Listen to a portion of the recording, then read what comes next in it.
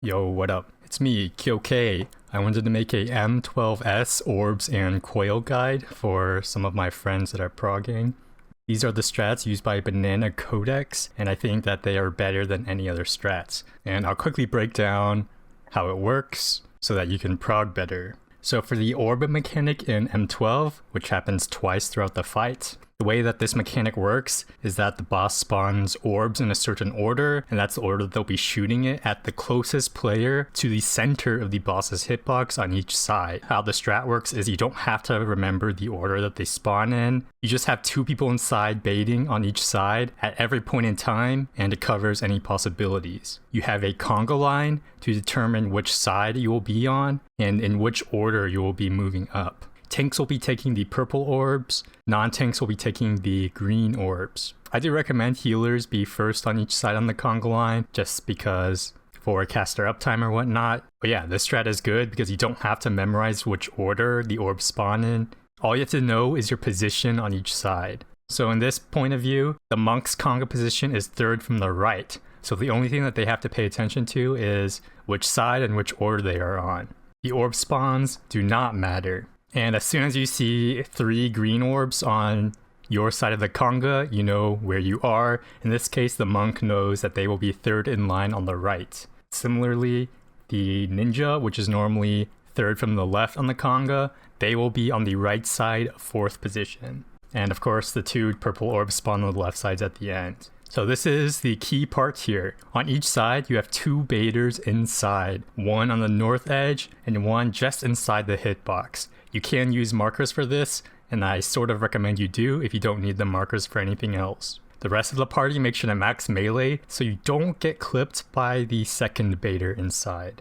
As soon as someone on your side gets hit, you move up that many places. So right here, there was 1 green orb on the right side, so everyone on the right side moves up 1 spot. And that's it. Another 1 hit on the right side, everyone moves up 1 spot. And with 2 final orbs on the right side, there are 2 inside baiters on the right side already, just from naturally moving up, and the mechanic is done. Just make sure you leave the hitbox if you got hit, and make sure if you're coming into the hitbox that you don't wait too long, or you might not make it in time. That is it. Have 2 people on each side in the hitbox at each time, and then just move out whenever someone gets hit. This way, you don't have to memorize the order. You can pretty much have your eyes closed throughout the entire orb spawning phase, and the mechanic is still the same. One thing to note is that on double orbs, sometimes the movement is a little tight for the people filling in. Just make sure you're not dilly-dallying and you can get to the north edge in time.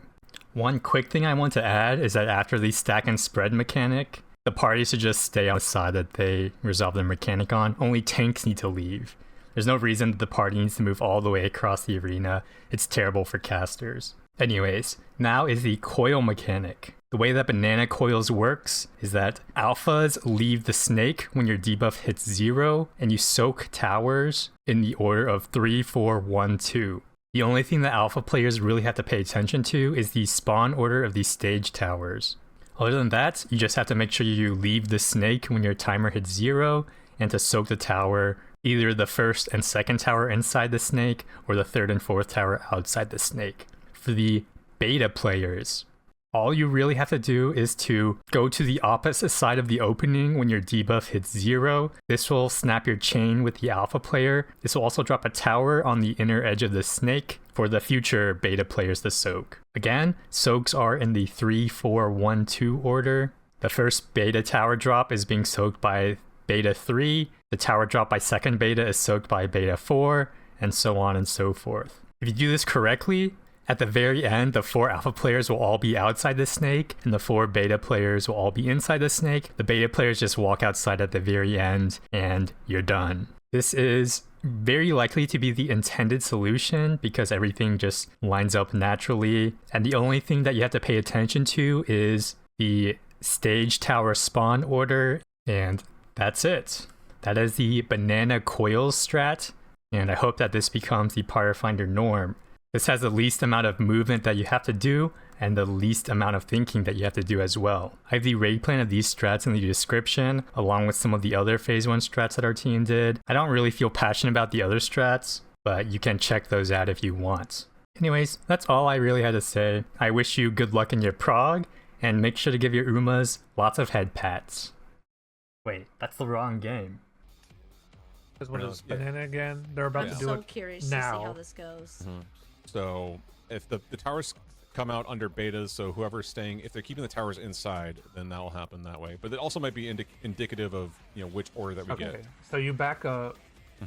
There is And a the tower tower on stayed the inside. inside. It's getting And the person who soaked. ran out soaks the first tower that's popping outside.